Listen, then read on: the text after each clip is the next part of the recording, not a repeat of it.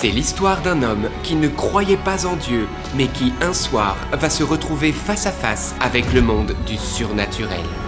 Si vous êtes athée et si vous ne croyez pas au monde des esprits, cette vidéo va vous faire changer d'avis. Accrochez-vous. Frank a 17 ans. Il cherche à communiquer avec des membres de sa famille qui sont décédés. Mais il se rend compte qu'il parle en réalité avec des esprits mauvais. Des phénomènes inexplicables se produisent dans sa maison, au point même qu'un soir, il se retrouve à léviter au-dessus de son lit. Mais tout va basculer après une rencontre qui va tout changer. C'est le témoignage incroyable mais vrai de Frank Alexandre.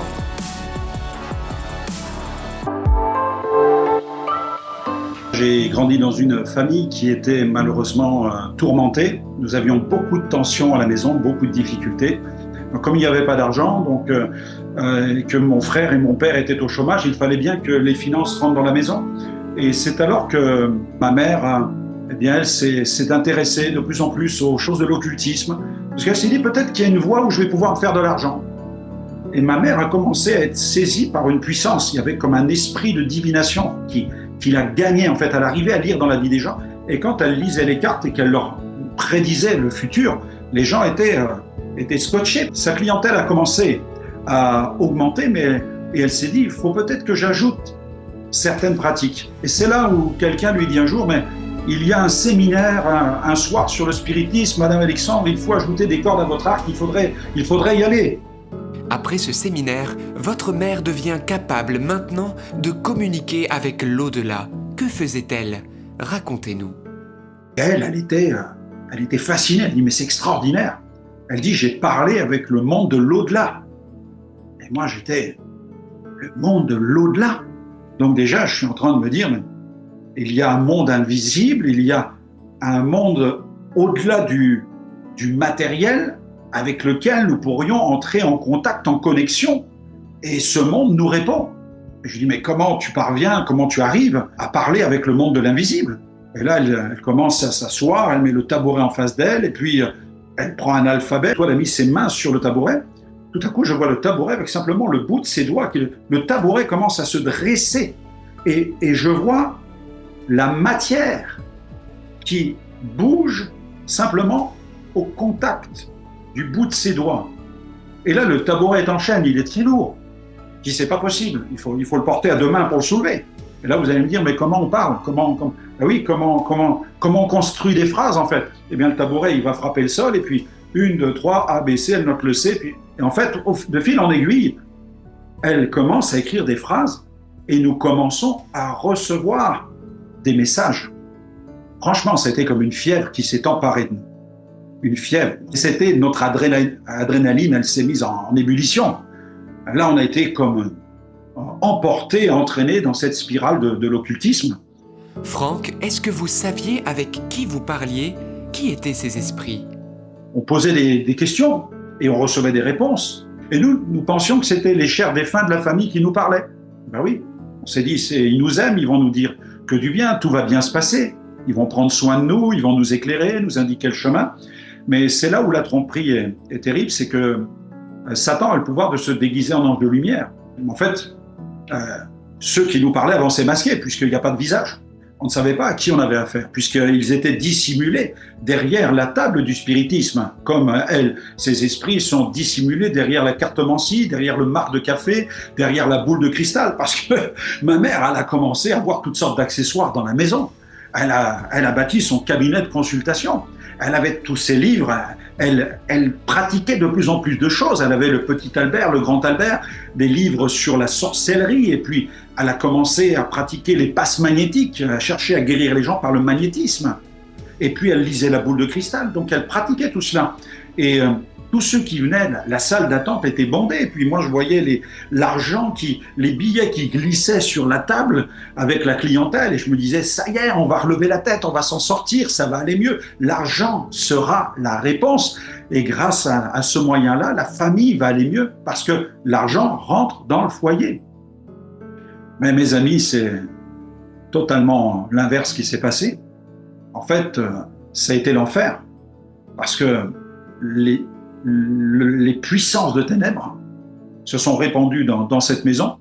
À 17 ans, vous commencez à pratiquer la parapsychologie, au point d'être capable de tordre une cuillère à distance, soi-disant par la force de votre pensée. Dites-nous en plus. La parapsychologie m'intéressait et je me concentrais pendant des heures sur des feuilles en papier.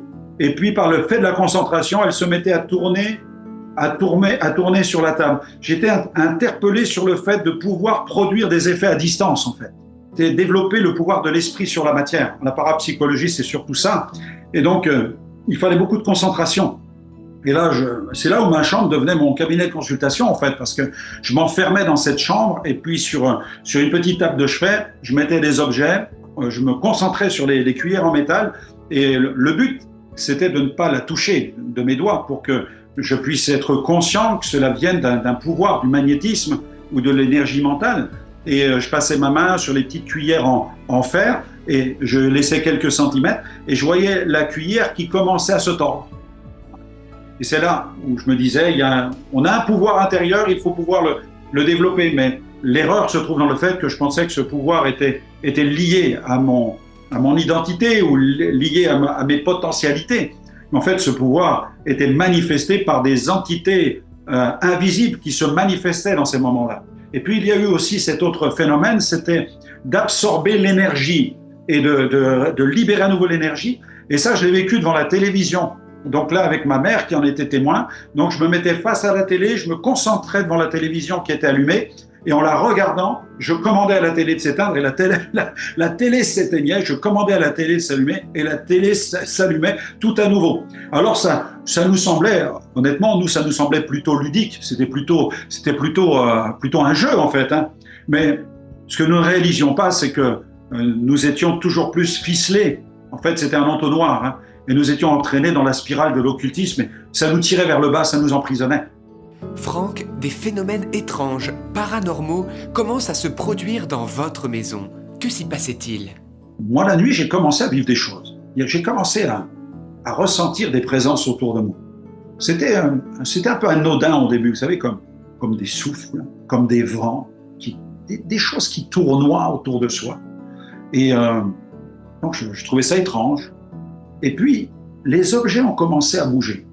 On appelle ça souvent dans le milieu les phénomènes de poltergeist. Vous savez, c'est les objets qui sont mus par une puissance invisible.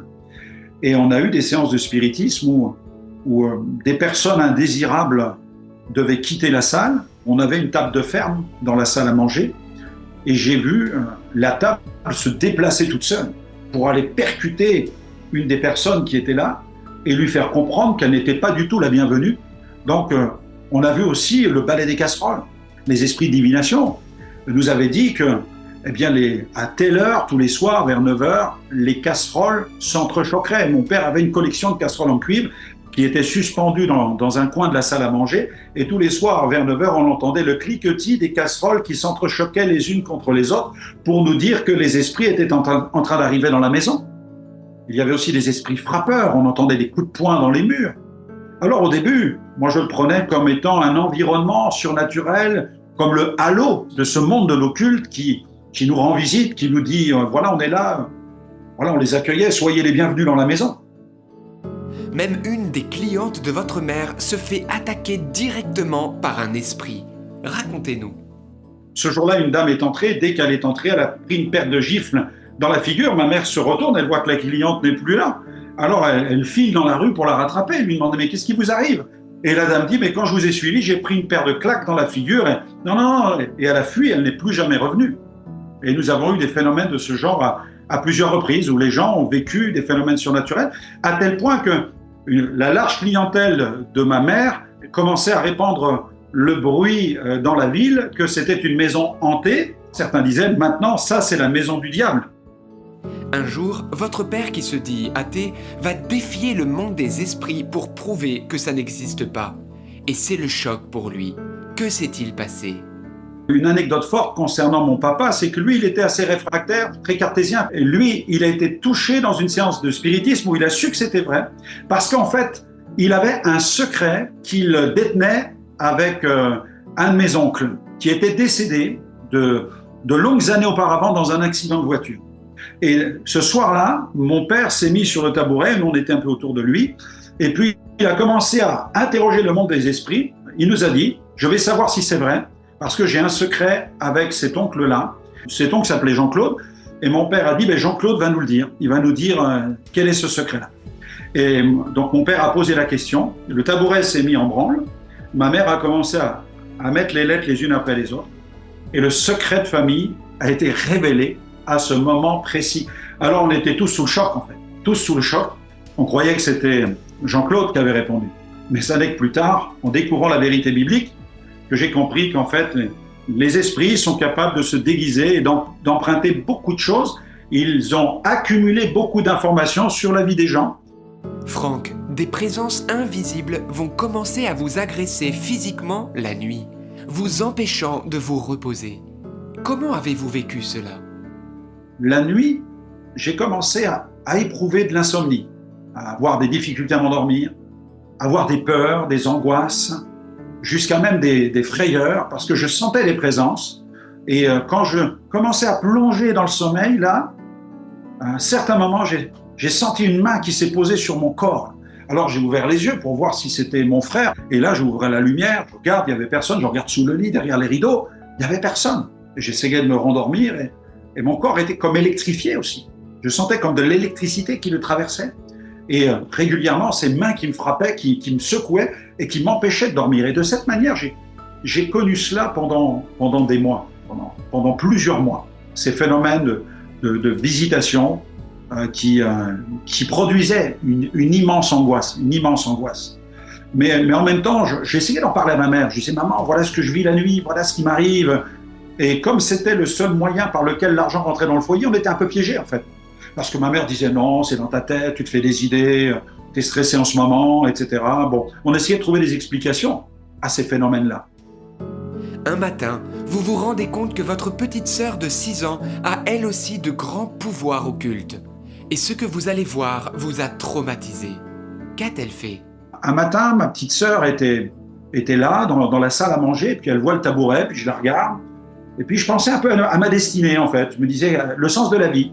Et puis je regarde ma petite sœur, et c'était le matin avant d'aller à l'école, et je la vois, elle met ses mains sur le tabouret, et simplement avec le bout de ses petits doigts fluets, elle avait 6 ans, et je vois le tabouret qui se dresse, et là, le tabouret qui commence à basculer, et là, à chalouper, à avancer, à marcher et à traverser la salle à manger avec le bout du doigt de ma sœur, et ma sœur qui me regarde en souriant parce qu'elle, c'était son jouet, c'était son jeu. Voilà comment elle démarrait sa journée, elle ne jouait pas à la poupée, elle jouait au spiritisme. Et là, j'ai poussé des hurlements et j'ai dit maintenant, stop maman. Maman, il faut arrêter tout ça, on a perdu le contrôle. Regarde Cathy, regarde ce qui est en train de se faire. Je te dis que ça fait des mois que je vis des tourments la nuit, que je suis agressé par des entités invisibles. Je dis, mais maintenant, regarde ma petite sœur, voilà ce qu'elle fait. Et pour moi, vous savez quoi? Il m'est apparu insupportable que cette petite fille soit victime de ces entités invisibles. Ça, je ne pouvais pas le supporter. Il fallait qu'elle soit protégée, il fallait protéger cet enfant. Alors c'est là où j'ai injurié le monde de l'invisible. Je l'ai injurié. Le pire des vocabulaires que je possédais, et j'ai frappé dans le vide. À cette époque, j'étais ceinture noire de karaté. Je me battais contre des êtres vraiment physiques en face de moi, mais là, j'étais face à des puissances invisibles. J'avais beau frapper, commander à ces choses de partir de cette maison. Je disais, partez de là, partez de cette maison. Je criais, il faut partir de là. Rien ne se produisait. Mais là, tout à coup, c'était comme un souffle brûlant qui est entré dans ma bouche et qui m'a traversé les entrailles. C'était un mauvais esprit qui se vengeait et qui m'attaquait. Et là, c'était une violence inouïe, un feu m'a traversé. Alors, je me suis tué immédiatement, je n'osais plus dire un seul mot, et ma mère a vu que je me suis arrêté sur le champ. Et au fil de la journée, elle a essayé de me questionner, qu'est-ce qui s'est passé? J'osais même pas en parler tout à nouveau, de peur que ça m'arrive une seconde fois. Franck, la nuit d'après, l'enfer se venge sur vous, et vous allez vivre pour la première fois un phénomène incroyable, la lévitation dans votre lit. Que s'est-il passé? Le soir, je suis retourné dans ma chambre. Et là, je vous dis pas l'enfer, l'angoisse. Les esprits me touchaient, me frappaient, me secouaient mon corps. et mon corps commençait même à décoller en lévitation au-dessus du matelas. Là, c'était une perte totale de contrôle. En fait, le phénomène de lévitation, c'est un phénomène extrêmement angoissant. C'est-à-dire que vous êtes visité, habité par les puissances. Ce sont des puissances, elles sont extrêmement puissantes. Elles sont capables de déplacer des objets, puisque j'ai vu, moi, la table en chaîne se déplacer, les armoires gesticuler, les casseroles s'entrechoquer. Donc la matière est mue, elle est mise en mouvement par les puissances invisibles. Et là, les esprits qui me tourmentaient, qui s'emparaient de mon corps, me secouaient, mais en même temps m'électrifiaient à tel point que mon corps décollait au-dessus du matelas. Voilà, je pouvais décoller à 4-5 cm au-dessus du matelas et puis retomber, mais je pouvais rester en suspension comme ça, peut-être 4, 5, 6 secondes. Donc c'est un phénomène extrêmement angoissant parce que vous n'avez plus contrôle sur votre corps. Cette même nuit, un cri retentit en provenance de la chambre de votre petite sœur. Que lui est-il arrivé? En pleine nuit, nous avons été réveillés. Là, nous avons entendu des cris qui provenaient de la chambre de ma petite sœur. Alors on s'est tous levés, nous avons filé dans la chambre, et là on l'a trouvée assise sur le lit. Elle avait comme les yeux révulsés, terrorisée, et elle disait « Maman, maman !» Elle appelait maman au secours. « Maman, maman, je suis dans un cimetière !» Et elle se voyait dans un cimetière, elle voyait des cadavres partout autour d'elle. Une atmosphère morbide. Et là, j'ai dit à ma mère « Maman, on a totalement perdu le contrôle, il faut sortir de là, il faut fuir tout ça. » Mais fuir où? Où est la porte de secours? Et moi, mon cri, c'était ça. Où est la porte de secours? Où est la porte? Où est la porte? Alors, je suis allé me recoucher. On a calmé Cathy. Et puis, j'ai essayé de me rendormir, mais là, c'était pratiquement impossible. L'insomnie, les angoisses, là, c'était grave. Franck, à 6 heures du matin, vous êtes réveillé par des voix qui vous poussent à aller à la fenêtre au bord du vide. Un combat dans le monde invisible va alors commencer. Racontez-nous. Et puis vers 6 heures, là, cette fois-ci, c'est des voix que j'entends. Et là, c'est la première fois que j'entends des voix. Et les voix me disent « Franck, tu es fatigué ?» Alors je réponds « Oui, je suis fatigué. » C'était l'épuisement, les insomnies depuis des mois, l'épuisement total. Et puis les chocs psychologiques par tout ce qui se passait dans la maison, il faut le dire. Et puis là, la voix me dit « Mais tu as besoin de dormir. » Je réponds « Oui, oui, j'ai besoin de dormir. » Et elle me dit « Tu vas dormir. Tu vas te reposer, tu vas voir. » Oui, oui. Elle me dit « Va à la fenêtre. » Alors je me lève, je vais à la fenêtre, mes parents dorment dans la chambre à côté. Et elle me dit voilà, « Ouvre la fenêtre. » Et là, j'ouvre la fenêtre et je vois le macadam plusieurs mètres plus bas. Et la voix me dit « Monte sur le bord de la fenêtre. » Et là, je suis sur le point de monter sur le bord de la fenêtre. Et là, la voix me dit « Mais tu vas te reposer. » Et je vois le macadam plusieurs mètres. J'ai tellement besoin de repos. J'ai tellement besoin de dormir. Tellement besoin de trouver une solution à ce que je vis. Et tout à coup, une autre voix résonne. Une autre. « Franck, je dis oui. Tu vis l'enfer ?» Je réponds « Oui, oui. » Et l'autre voix revient. « Franck, laisse-toi glisser dans le vide. Tu vas dormir. » Et l'autre voix revient. « Franck, si tu meurs, ne vas-tu pas emporter avec toi ton enfer ?» Tout à coup, c'est comme si quelqu'un venait de lever le voile de l'occultisme. Et je perce l'envers du décor. Et je comprends une chose, je peux suicider mon corps, mais pas mon âme. Alors je ferme la fenêtre. Et là, je ne prie pas. Je hurle. Ma première prière fut un hurlement. « Dieu, je ne sais pas qui tu es. Je ne sais si tu es Bouddha, Jésus ou Mahomet, je t'en supplie, si tu existes quelque part dans cet univers, sauve-moi !» Alors vous imaginez mes parents qui rentrent dans la chambre. Qu'est-ce qui se passe? Qu'est-ce qui se passe? Je suis désespéré, je suis en transe, trempé de sueur, de la tête jusqu'aux pieds. Et je leur dis, mais c'est la maison du diable.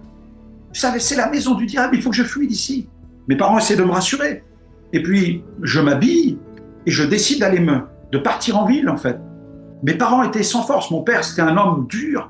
Mon père, c'était un homme violent. Mon père, c'était un homme qui avait peur de personne. Je l'ai vu se battre, je l'ai vu régler des comptes. Il avait peur de personne, mais là, il était face à son fils. Il était impuissant. Comment l'aider? Comment le secourir? Il n'avait pas de solution. Ma mère aussi, parce qu'elle ne pouvait pas fermer son cabinet de consultation.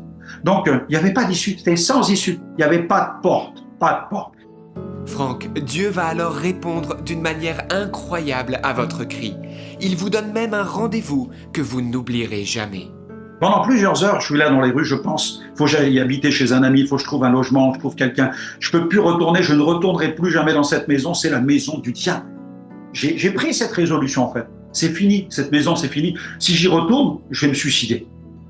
Je vais mettre fin à mes jours, voilà ce qui m'attend. Et puis là, vers 9h du matin, je croise des jeunes gens qui distribuent des tracts sur la foi chrétienne.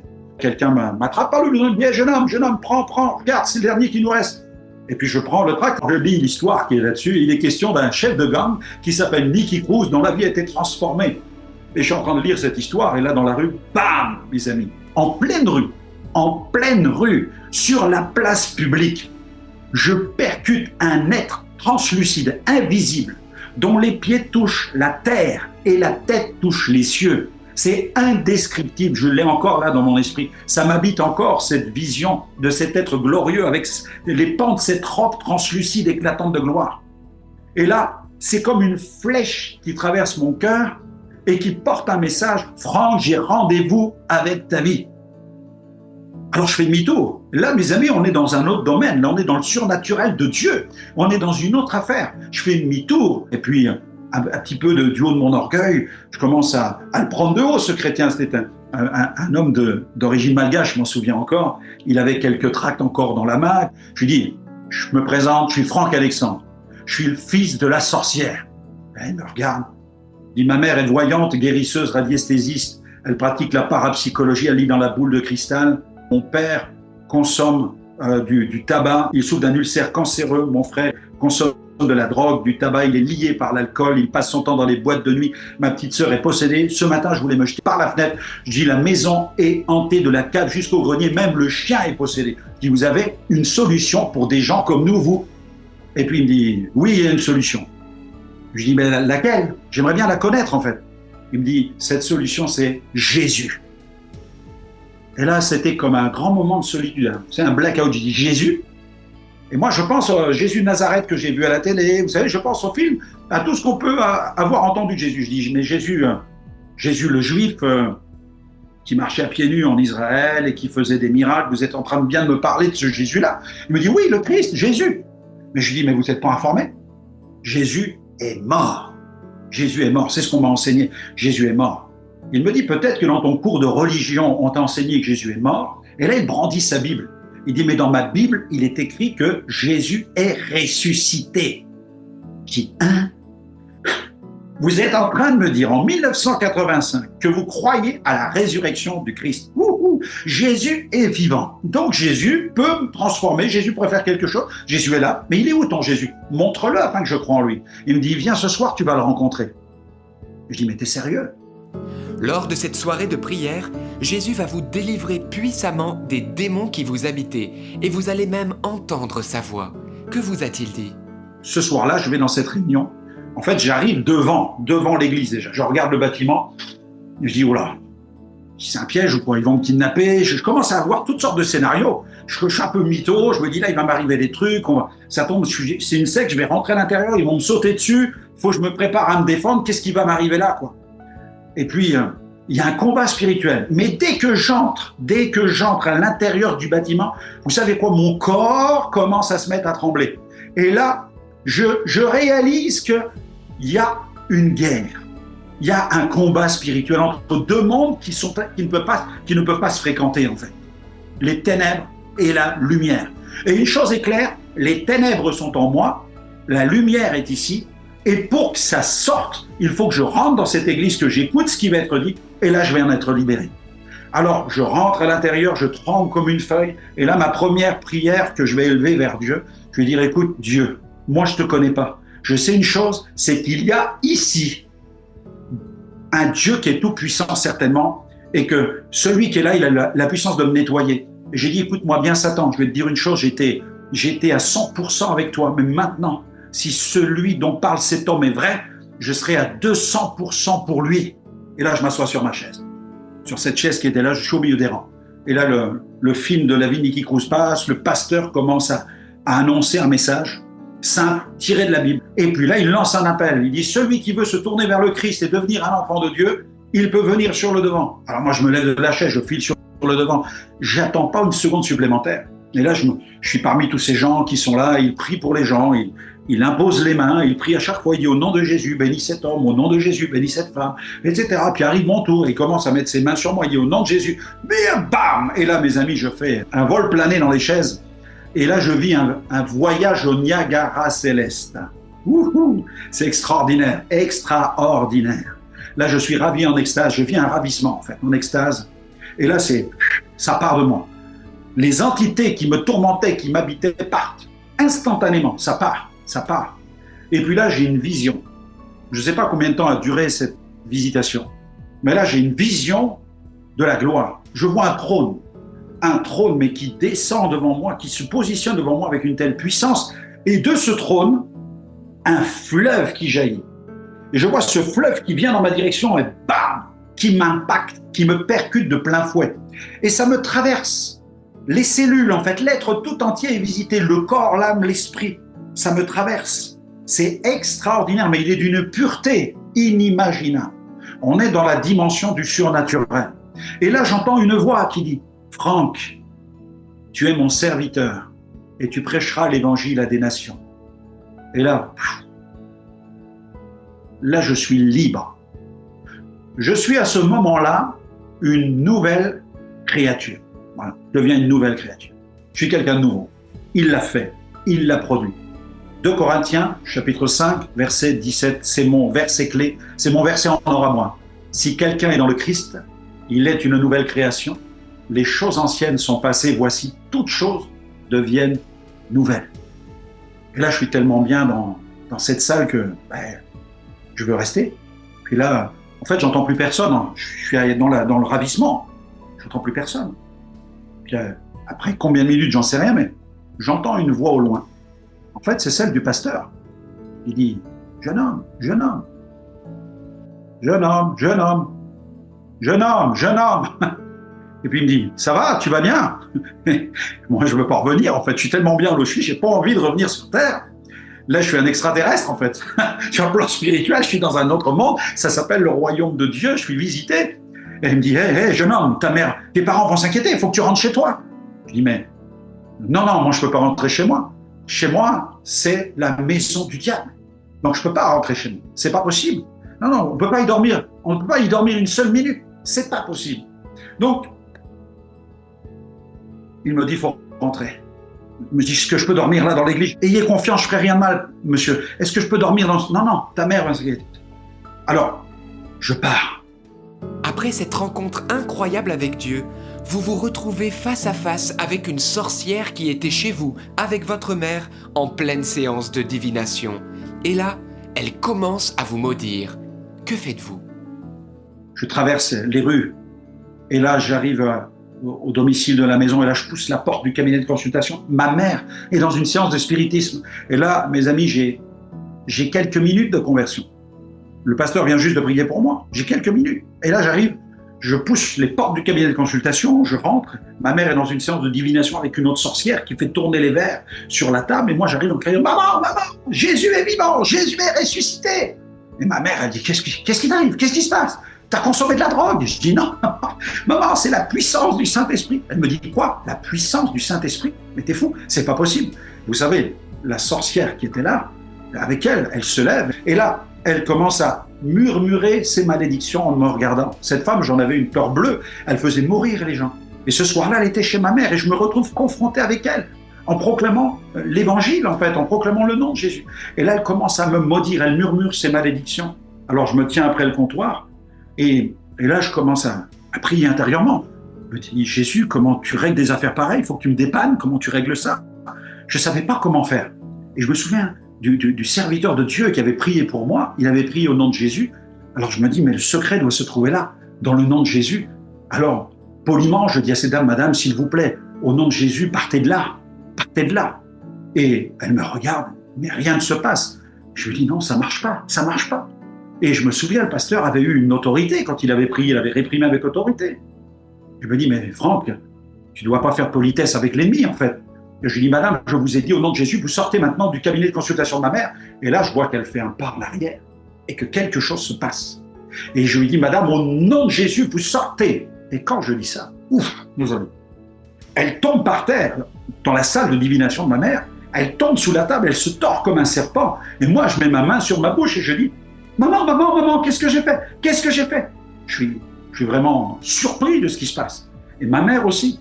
Mais à ce moment-là, c'est comme une fenêtre qui s'ouvre sur l'invisible. Et ma mère, à ce moment précis, elle voit, elle réalise qu'il y a un combat entre les ténèbres et la lumière. Waouh! Et là, ma mère n'est pas encore convertie, mais elle est convaincue qu'il m'est arrivé quelque chose. Et à partir de là, j'avais donné l'adresse au pasteur, à l'équipe là qui avait distribué tous ces tracts, tous ces jeunes qui étaient là. Et puis, ils sont arrivés à la maison. Et ça a été l'occasion pour ma mère de s'asseoir. Et elle ne savait pas ce que la Bible disait sur l'occultisme. Mais le pasteur, tranquillement, ouvert sa Bible. Et comme un berger, il l'a conduit. Un pasteur, ça veut dire berger, en fait. Et donc là, il l'a conduit. Puis, Deutéronome, il lui a lu quelques passages. Et vous savez ce qui s'est produit? Simplement, à l'écoute de la Bible, ma mère a commencé à pleurer. Et là, elle était convaincue que tout ce qu'elle faisait était mal. Alors, elle a passé, comme on peut le lire dans les Actes des Apôtres, vous savez, quand il y avait des réveils, on prenait tous les livres d'art magique, on les passait par le feu. Et là, on avait une cheminée à la maison, et ma mère a pris la boule de cristal, elle a tout cassé, elle a pris tous les livres, elle les a brûlés, donc il y a eu vraiment une destruction de tous les objets de divination. C'était un nettoyage complet, je dirais intérieur, mais aussi dans la maison. On a changé l'atmosphère de la maison. On a prié pour que tout parte de cette maison. Et on n'a plus d'esprit frappeur, on n'a plus de phénomènes de poltergeist. La maison a été nettoyée. Franck, votre père qui se disait athée va lui aussi rencontrer Jésus à la suite d'une guérison physique miraculeuse. Racontez-nous. Mon père, lui, il souffrait d'un ulcère cancéreux et quand il a vu ce qui nous arrivait, alors, il a vu la salle de divination complètement nettoyée de tous ces objets. Donc lui, il était un peu surpris, puis il a dit, mais vous êtes tombé dans quoi? Qui sont ces gens-là? Donc lui, il était très suspect, pas du tout rassuré. Puis on a dit, ce soir, il y a une autre réunion, donc si tu veux, vas-y, on y va. Et donc, mon père y est allé. Puis il a vu qu'on priait aussi pour les malades. On pouvait prier pour ceux qui souffrent. Et donc, il s'est mis dans la file, et puis on a prié pour lui. Le pasteur a posé la main, et puis là, à ce moment précis, mon père a senti comme un feu qui lui a traversé la tête jusqu'aux pieds. Mon père était athée, ouais, cartésien et athée. Il est retourné à sa place, et puis là, à sa place, il a touché son ventre, parce qu'il avait cet ulcère qui maintenant le tuait, en fait. Et de retour à la maison, il dit à ma mère, écoute, prépare-moi du riz, et mets-moi du piment, tout ce que tu as. Et mon père il aimait le piment, et des amis mauriciens, les réunionnais lui avaient donné des piments incroyables. Et mon père charge le riz de piment, et il s'en est régalé. Et aucune douleur. Alors qu'avant, il aurait été plié en deux. Et là, mon père était complètement guéri ce jour-là. Et il s'est converti à Jésus-Christ ce jour même. L'un des autres miracles, c'est vraiment mon père, comment il a changé. Parce que j'ai vu comment il était violent avec ma mère, violent avec mon frère. Et quand mon père s'est converti, il est devenu un agneau. Je l'ai vraiment vu, toujours son fort caractère, mais un caractère dirigé par l'esprit transformé. Un homme nouveau. Ma mère a été libérée de son esprit de divination. Moi, j'étais libéré aussi de mes tourments. Mon frère a été libéré, lui, du tabac, de l'alcool, de la drogue. Ma petite sœur de 6 ans aussi a été délivrée de tout ce qui la tourmentait. Elle a vécu une profonde délivrance. Et à partir de là, le Seigneur a fait de notre famille, je dirais, une famille de témoins, un peu comme vous savez, la famille de Corneille. On voit quelques familles dans la Bible, parfois, qui sont tellement transformées qu'elles vont devenir des familles témoins. Un jour, 2 cousins à vous qui pratiquaient l'occultisme et ne voulaient pas croire que c'était dangereux vont avoir un signe fort et visible qu'ils doivent cesser toute leur pratique. Que s'est-il passé? Nous avions dans la famille des cousins que nous cherchions à évangéliser, qui pratiquaient le hard rock et qui vivaient dans le monde de la drogue, de l'occultisme aussi. Et on a commencé à rendre témoignage autour de nous. Et un de ces matins, donc les cousins sont arrivés. Ils étaient 2. On a commencé à leur partager l'évangile, les mettre en garde contre ces choses. Et bon, ils s'en moquaient un petit peu, ils étaient sensibilisés, mais nous, là, ce jour-là, on a appelé justement le pasteur qui nous avait aidés à nous convertir à Jésus-Christ. Il a pris sa voiture, il est arrivé, il est entré, il s'est assis, et au moment où il s'est assis, le pot de fleurs qui était au milieu de la table, un pot de fleurs de terre très lourd, dans lequel il y avait une plante, tout à coup, il s'est mis à tourner et à faire crisser donc le plat. On a entendu le bruit de la pierre, ce vase qui a crissé sur la table. Il s'est mis à tourner devant nous, devant les deux jeunes qui étaient là, qui pratiquaient l'occultisme. Et ces jeunes cherchaient à minimiser les risques de l'occultisme. Et tout à coup, devant nous, ils se sont trouvés face à ce phénomène. Et le pasteur a dit, vous avez vu que vous avez des esprits qui vous accompagnent. Et ça a été pour eux une première remise en question par rapport aux choses qu'ils faisaient, parce qu'ils avaient tendance à vouloir minimiser les pratiques qu'ils faisaient. Mais là, tout à coup, ils étaient face à une manifestation qui était là surnaturelle. Et nous avons pu prier pour eux et demander qu'ils soient nettoyés de toute influence démoniaque. Franck, avec du recul, que pouvez-vous dire à ceux qui cherchent des réponses à travers le spiritisme et les pratiques occultes? Certains pensent que ce monde va répondre et éclairer la route et donner le chemin. Mais la Bible dit que c'est une véritable déception, c'est une tromperie en fait. Dans l'Ancien Testament, il y a des mises en garde sévères contre le spiritisme. C'est une véritable tromperie. Je pourrais le comparer en fait à une forme de labyrinthe. Vous savez, vous entrez dans un labyrinthe ou le palais des glaces et vous dites, on va trouver la sortie. Puis vous entrez par un corridor et puis vous avez une porte dérobée, puis vous empruntez ce chemin-là et vous dites, ça y est, on va trouver la réponse. Et puis là, on vous maintient un petit peu en haleine. Et c'est ce qui se passait dans les séances de spiritisme. On était comme maintenus en haleine, on allait trouver la réponse. Est-ce que Dieu existe? Oui, on va vous répondre, on va venir là-dessus, on va vous donner le chemin, on va vous indiquer. Là, vous y allez, et puis après, vous posez d'autres questions. Un corridor qui donne accès à un autre corridor, etc., etc. Puis finalement, après des jours et des mois de pratique, vous êtes emprisonné dans le palais des glaces, et vous avez beau essayer de trouver la sortie, vous ne la trouvez pas. Finalement, pendant tout ce temps où vous étiez enchaîné par les démons, comment expliquez-vous qu'il ne vous ait pas fait plus de mal? J'étais aussi censé, je pense, devenir un des agents du diable. Voilà, un agent du diable. Donc il ne fallait pas me détruire, sauf à la fin, quand j'ai compris que je voulais couper et sauver ma famille. Là, c'était terminé. Il n'y a plus eu de concessions possibles. Là, les esprits se sont jetés sur moi pour que je me jette par la fenêtre et que ça en finisse. Franck, grâce à votre témoignage, dans le monde entier, de nombreuses personnes ont pu être libérées des chaînes de l'occultisme. Dites-nous en plus. Pendant près de 35 ans, nous avons sillonné le monde, moi souvent seul, parce que mon épouse s'est occupée des enfants à la maison, et j'ai fait des allers-retours dans près de 50 pays, parfois en Argentine plus d'une vingtaine de fois. Donc ça a été un ministère de guérison, de délivrance, puisque ayant échappé à ces tourments-là, donc j'ai immédiatement eu un fardeau pour les malades. Et donc j'ai pu prier dans des stades, dans des grandes cérémonies, des célébrations, et de voir des infirmes être guéris, des gens expérimenter la guérison intérieure, parce que la guérison intérieure est extrêmement importante, comme la guérison physique. Que voulez-vous dire à ceux qui vous regardent maintenant? La Bible dit clairement dans le livre du Deutéronome, chapitre 18, verset 10, qu'on ne trouve chez toi personne qui exerce le métier de devin, d'astrologue, de magicien, d'enchanteur, personne de ceux qui évoquent les esprits ou disent la bonne aventure, car quiconque fait ces choses est en abomination à l'Éternel. Mais nous étions loin de tout ça, parce que il n'y avait pas de Bible à la maison, il n'y avait pas le conseil de Dieu, nous n'étions pas éclairés. Donc ça a été la fièvre du spiritisme. Nous avons été entraînés dans cette spirale infernale et finalement, nous avons été ficelés, nous avons été liés. Les voies de Dieu ne sont pas les voies du diable. Dieu a un plan, le diable aussi en a un. Et quand je réfléchis quelques instants à ce que la Bible dit au sujet de Jésus, à un moment, Jésus va dire « Le diable ne vient que pour voler, égorger et détruire ». Vous imaginez? Jésus est très clair en fait. Jésus ne fait pas dans la demi-mesure, il dit le diable, ça ne pourra pas être votre ami.